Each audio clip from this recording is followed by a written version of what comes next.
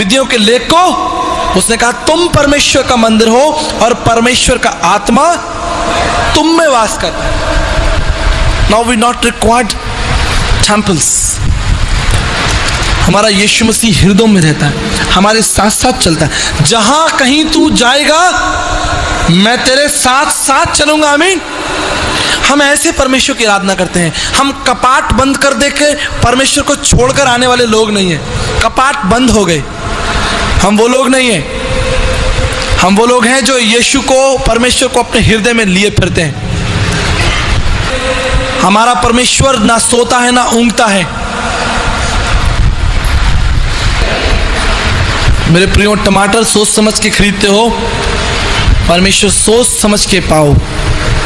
सब एक नहीं है, सब दिख एक रहा है, लेकिन जब टटोलोगे ना तब समझ में आएगा। 19 साल तक ये जानने का प्रयास किया यीशु मसीह ही परमेश्वर है। आप समझ रहे हैं, मैंने यीशु मसीह को यूं ही ग्रहण नहीं कर लिया।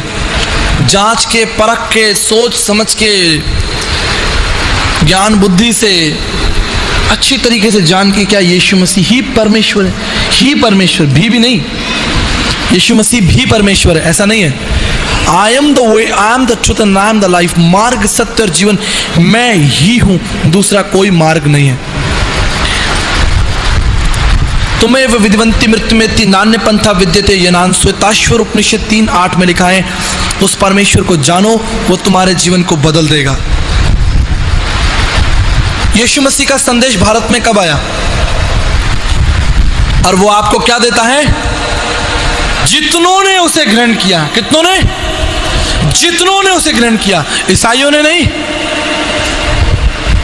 अंग्रेजों ने नहीं, जितनों ने उसे ग्रहण किया उनको परमेश्वर की वरदान मिला। वरदान क्या मिला?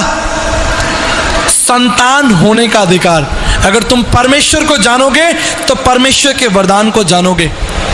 और वरदान यही है कि यीशु मसीह ने हमें अपना पुत्र और पुत्री कहकर बुलाया है। वो हमारे गले काटने नहीं आता, हमारे पापों के लिए हम पर दोष लगाने नहीं आता। यीशु मसीह तुम्हारे पापों को क्षमा करता है।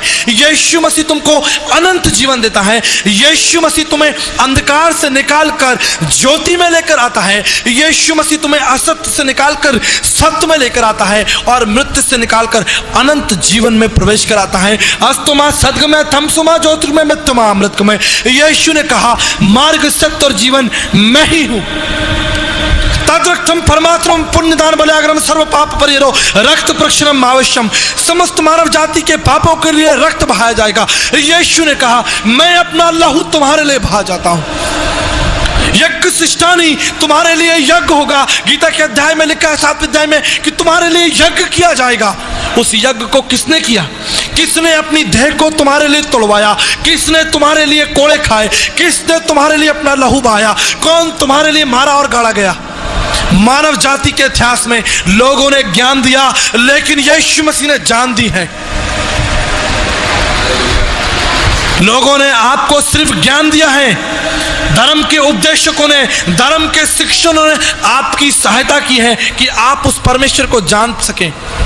लेकिन यीशु ने अपने आप को जनवाने के लिए लिखा है, जब तक मैं गाड़ा नहीं जाऊंगा, जब तक मैं बोया नहीं जाऊंगा, मैं जब एक गेहूं का दाना बोया जाएगा तो 70 दाने। इसलिए यीशु मसीह बोया गया आपके पापों के लिए। भारतीय दर्शन की अभिलाषा थी कि परमेश्वर इस संसार में यज्ञ करेगा, मारा जाएगा, लेकिन तीसरे दिन जिंदा हो जाएगा।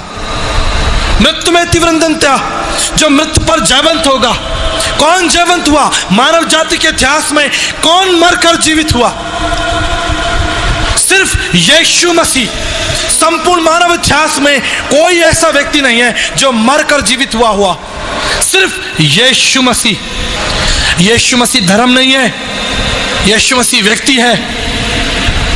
यीशु मसीह परमेश्वर है।